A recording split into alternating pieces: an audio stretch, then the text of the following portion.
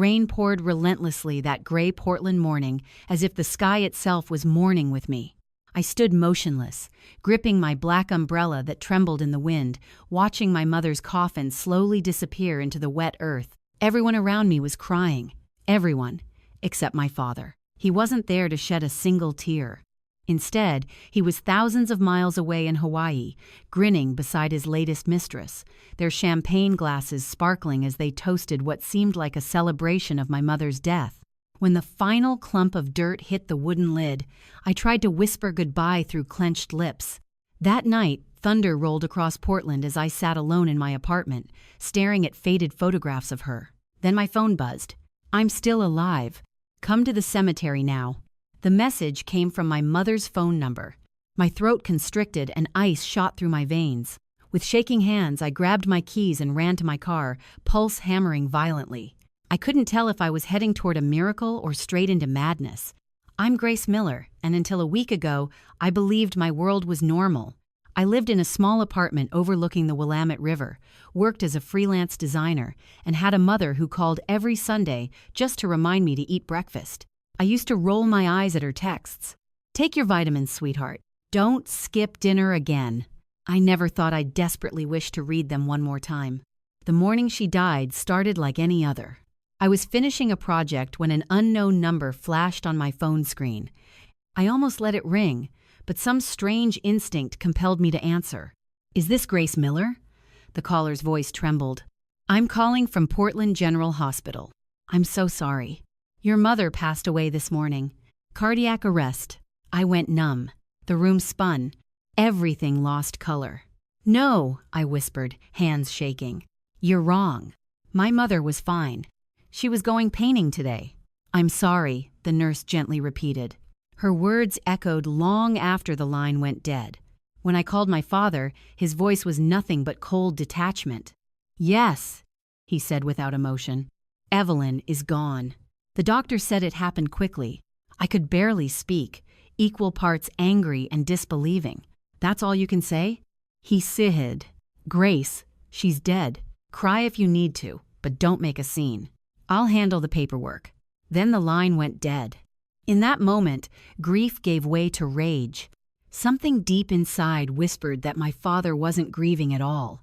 He was relieved, and that thought chilled me to the bone. 3 days passed, and the rain continued. It seemed even Portland itself refused to forget her.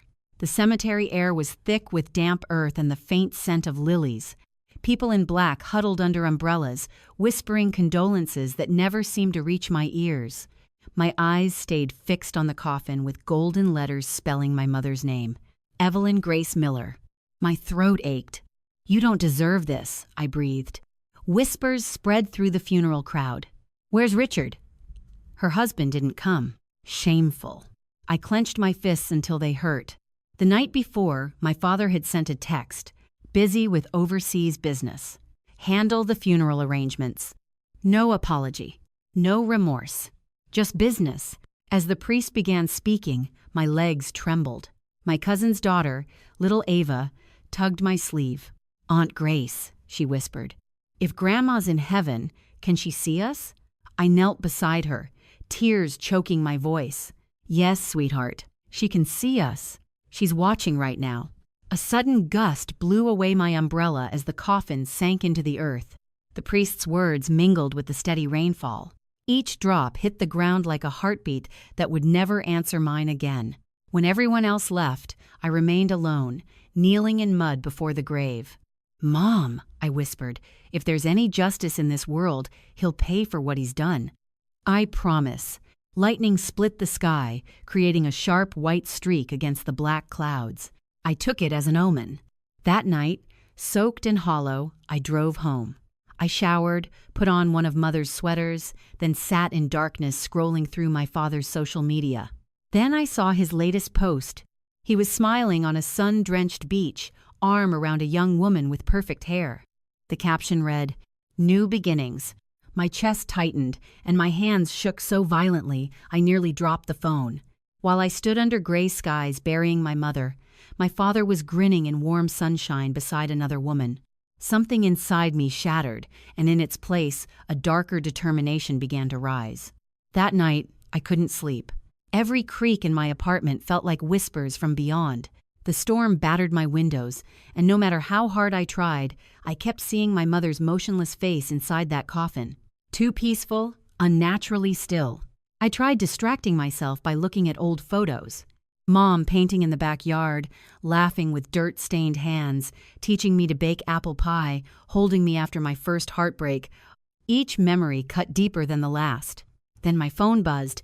I almost ignored it, thinking it was another condolence message. But when I saw the sender's name, I froze. Mom, her phone number, the one I couldn't bring myself to delete. My face went pale as I opened the message. I'm still alive. Come to the cemetery now. I stared at the screen for a long moment, my mind scrambling for logic. Maybe a wrong number, some sick joke. But my body had already made its choice. I threw on a coat, grabbed my keys, and rushed into the storm. The rain fell harder, fierce, and relentless. My windshield wipers struggled against the torrent as I sped toward the cemetery, headlights cutting through puddles. Every instinct screamed to turn back, but my mother's words echoed in my head. Trust your heart, Grace, even when your mind is afraid. When I reached the gates, the place was shrouded in fog. Weak lights flickered, casting long shadows across headstones. I parked, stepped into the wind, and called out, my voice trembling. Only rain answered until I noticed movement by the willow trees. A small figure hunched in a soaked coat. Mom, I whispered again, raising my shaking flashlight. The beam illuminated her face, pale, fragile, but unmistakably alive. Her hazel eyes glistened with tears.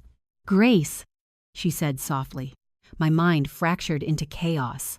The flashlight slipped from my hands, landing softly in the mud. I staggered forward, heart pounding in my ears, unable to believe what I was seeing. Mom, how are you alive? She reached for me, hands ice-cold but solid. It's me, sweetheart, she whispered, voice trembling. But you absolutely cannot tell anyone I'm alive. Rain poured harder, blurring everything until life and death seemed to merge. I couldn't stop staring. Her face was pale, almost translucent, hair matted to her skin. But her eyes, those familiar hazel eyes, still shone with unmistakable life. Mom, I choked out. Everyone saw you. I saw you. You were gone. She pulled me into her arms, shaking. In that moment, everything disappeared. The storm, the graves, the fear. All that existed was her weak heartbeat mixing with mine. Then she leaned close. Grace, we can't stay here. Someone might see us. We hurried through the rain to a small silver sedan hidden under trees. I climbed inside, body trembling. Mom, what's happening? She didn't answer immediately. Her fingers gripped the steering wheel until her knuckles went white. Finally, she whispered, Your father, Richard. He tried to kill me. I gasped. What? Tears spilled down her cheeks. He's not the man you think he is. For months, he kept pressuring me to sign over my shares, the art studio, everything in my name. When I refused, he said I would disappear. The words hit like lightning. This was impossible. I stammered, He's your husband, my father. Her voice shook. He's a businessman, Grace. He only sees people as assets or obstacles, and I was no longer valuable to him. Then she told me about the night she died. She'd been having chest pains for days from unbearable stress. She collapsed while painting. Their housekeeper, panicking, called an ambulance. At the hospital, my father arrived not with worry, but with a stack of papers. He wanted her to sign them before she became too weak to hold a pen. When she refused, he left without another word. But Mom wasn't alone. A former student of hers, Martha, happened to be a nurse there. Weeks earlier, Martha had noticed bruises on Mother's arms and sensed something was wrong. She helped me, my mother whispered. Martha altered the medical records, made everyone think my heart had stopped. The body people saw wasn't mine. It was a mannequin. I covered my mouth. You faked your death. Tears streamed down her face. It was the only way to survive, Grace. I thought you'd be safe when I disappeared, but when I saw what he posted about new beginnings, I knew he wouldn't stop. He'll take everything, including you. My heart pounded louder than the storm. Then we stop him first. Her eyes widened. No, Grace. You don't understand what he's capable of." "I do," I said quietly. "That's why we have to bring him down." For a moment, she looked at me like she was seeing someone completely new, not her daughter, but an equal ready to fight. Then she nodded slowly. "All right, but we have to be careful. No mistakes." The storm began to ease, rain softening to drips from tree branches. That's when I realized my mother hadn't died in that hospital. She'd been reborn, and I was about to follow suit. As morning broke, the city became sharper, colder, as if it knew what I was carrying. I couldn't sleep. Every time I closed my eyes, I saw my father's face at the hospital. Calm, cold, as if Mother's death was just another business transaction. My mother was hiding in a safe house in Portland's suburbs. Martha visited occasionally. I'd sworn not to reveal this to anyone. Not my best friend, not the police. Not yet. But patience was never my strength. At 8 a.m., my father called. His tone was light, almost cheerful. "Dear Grace, today we'll finalize your mother's estate proceedings. I just need your signature on a few documents." I gripped my hand until my nails dug into my palm. "Documents? Just routine paperwork," he said smoothly. "Nothing to worry about." I agreed to visit the mansion that evening, then texted Mom. "He's making his move," she replied immediately. "Let him think he's winning." That evening, the house I grew up in suddenly felt alien, like a stranger's home wearing the skin of my childhood. The mansion gleamed with polished floors and crystal chandeliers, but the atmosphere felt suffocating. He welcomed me with a politician's professional smile. "Grace, you look tired. Too many sleepless nights over old things." "Over dead things," I replied, voice sharp. "Or things that were supposed to die." He hesitated, eyes focusing intently for a moment. "Be careful with your words," he warned. We sat in his office. He pushed a thick file folder across the desk. "These are transfer forms for your mother's assets. Since you're the sole heir, I need your signature to confirm ownership so we can proceed." I flipped through the documents, heart racing. My mother's handwriting covered the pages. A perfect forgery. "You forged her signature," I said, slowly looking up. He smiled faintly. "You think I need to forge anything? Your mother agreed to this before she died." I stood up. "Funny, I remember her swearing she'd rather burn everything than let you have it." His expression immediately turned serious. "Sit down. I won't sign." "Grace," he said softly, leaning forward, "I know you're grieving, but don't make me do what's necessary." That cold, authoritative voice had haunted my mother for years. My hands shook. Not from fear, but from rage. "You killed her once already," I told him. He stiffened. "What did you just say?" The chair scraped against the wall as he stood. "You won't get away with it," I said, looking straight into his eyes. A flicker of worry crossed his face. He grabbed the documents, breathing heavily, then shouted, "Get out." I turned toward the door, but in the office mirror, I caught the gleam of a small safe behind his desk, its keypad partially hidden by a family photo. I smiled slightly. "Yes, Father. I'll go." That night, I couldn't sleep. After midnight, I let myself into his office using an old spare key I'd kept from childhood. The safe opened on the third try. Of course, his password was my mother's birthday. Inside were bank records, wire transfers to offshore accounts, forged contracts, and a single USB drive. I copied everything to my hard drive and left as silently as I'd arrived. When I reached my car, my hands were shaking violently. I texted Mom. "Got it." Her response appeared almost instantly. "But be careful, Grace. He'll know soon." Just as I sent the message, another arrived from an unknown number. "Grace, you think I wouldn't notice? It was him, my father. The street outside was deserted except for rain, shimmering streetlights, and my trembling reflection in the windshield." My chest tightened. He knew. Then the phone rang, his voice coming through the speaker, calm and measured. "Too calm. You were always smart," he said, "but you seem to forget who taught you how to lie." I tried to keep my voice steady. "You don't scare me." He chuckled softly. "Don't I? Come home, Grace. We'll talk. Otherwise, I'll make you regret stealing from me." "Stealing?" I shot back. "You mean evidence?" Silence. Long, deliberate, suffocating. Then, in a low voice, If you're smart, you'll destroy it.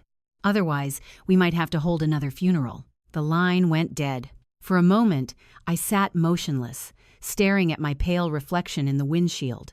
Then I heard my mother's words echoing in my head. "He'll come for everything, including you. But not this time." I drove straight to the safe house. Mom opened the door, still in her bathrobe, eyes wide. "Grace, what happened?" "He knows," I said, throwing the USB on the table. "We have to act now. These files, the offshore accounts, forged contracts, fake transfers, it's all there, enough to destroy him." She stared at the USB, then at me. "If we go to the police, he'll find us before they act." I took a shaky breath. "Then we make him destroy himself."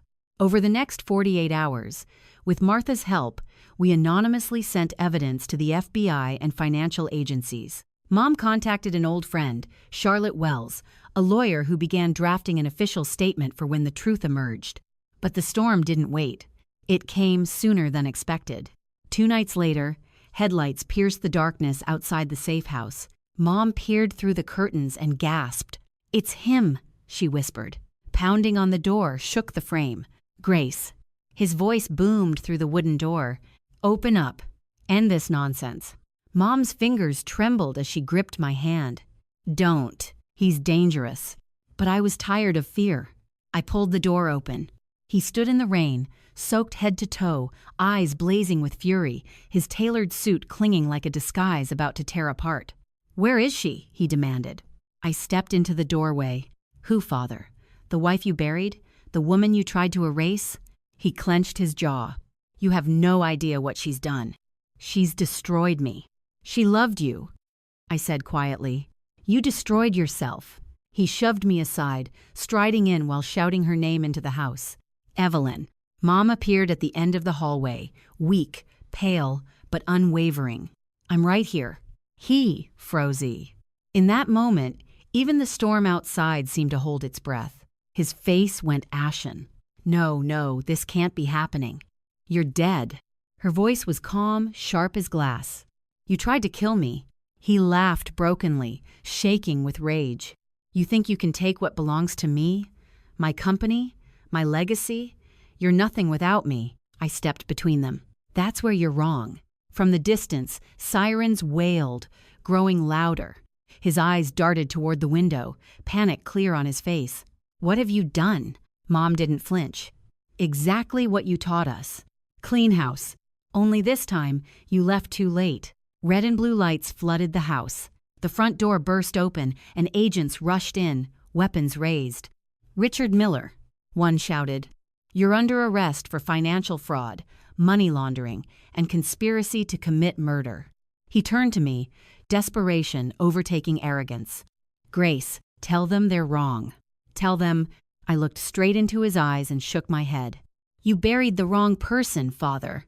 He lunged forward, screaming incoherently, but the agents seized him, twisting his arms behind his back. Rain outside grew fiercer, drowning out everything except his rage. As they dragged him out, he glanced at Mom one last time.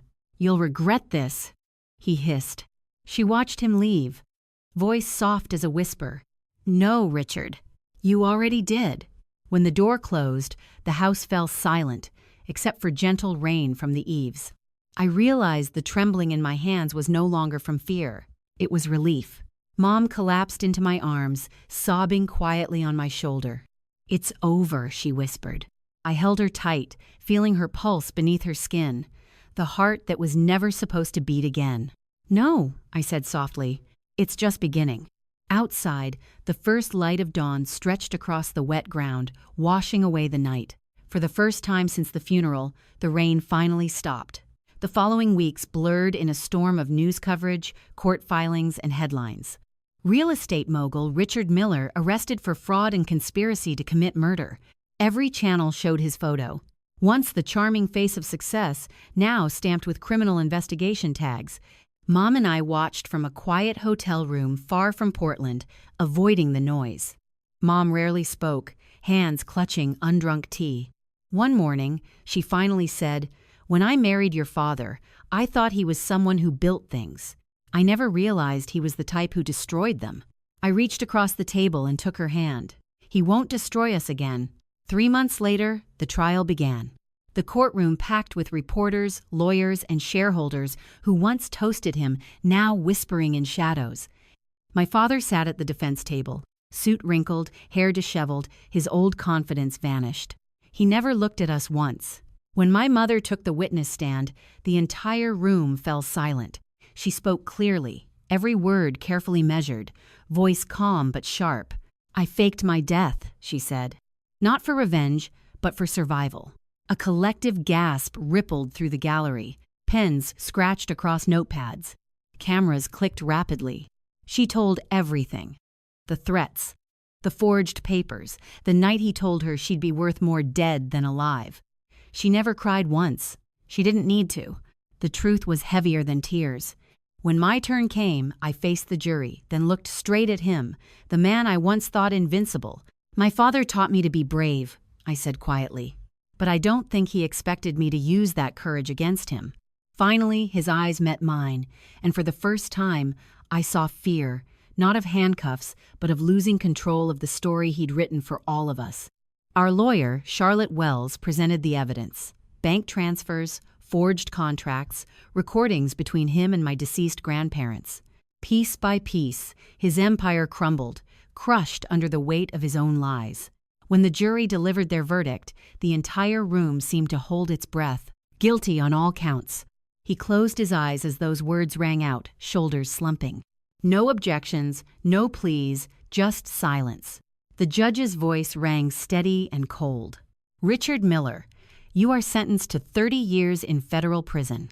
The gavel's bang echoed through the courtroom like final thunder after a long storm. Mom exhaled shakily, as if she'd been holding her breath for decades. I reached for her hand, and she squeezed mine tightly, tears glistening but refusing to fall. As guards led him away in handcuffs, he looked back once. In that fleeting moment, I glimpsed the shadow of the father I once loved, then he was gone. Outside the courthouse, camera flashes erupted. Reporters shouted over each other. "Miller, Miss Miller, how does it feel to bring down one of Portland's most powerful men?" Mom stopped, exhaustion clear on her face. A tired smile crossed her lips. "I don't feel like this was a victory," she said. "It feels like freedom." The next morning, newspapers called her the woman who came back from the dead. But to me, she wasn't a ghost. She was proof that truth, no matter how deeply buried, will always find its way back to light. Months passed, and every day I woke still hearing the phantom echo of that gavel. The nightmare was over, but its shadows lingered. Mom and I moved to the Oregon coast, far from Portland's skyscrapers and stress. She bought a small, weathered house near the cliffs, a place with cracked white paint and a garden that bloomed like forgiveness. Her days filled with color again. She taught local children to paint, filling canvases with wildflowers and letting sea breezes dry her tears. One afternoon, I found her by the shore, brush suspended in air. "What are you painting?" I asked. The corner of her mouth curved into a gentle smile. "Freedom." I opened a small design studio nearby called Evelyn and Grace Designs. It wasn't just a business, it was a promise. We would create something real, something that couldn't be bought, sold, or betrayed. Life gradually became peaceful, with quiet mornings, fresh sea air, and the tranquility they finally felt. But sometimes the past still whispered. Reporters wrote letters. Investors offered money to buy her story. She always refused. "I don't need to relive that anymore," she'd often say. "I just need to live." On a golden afternoon, as the sun set behind waves, we sat together on the porch, holding warm teacups, surrounded by the scent of salt and damp earth. I looked at her. The question that had haunted me for months finally surfacing. "Mom," I said quietly, "I never asked who sent that message the night you returned.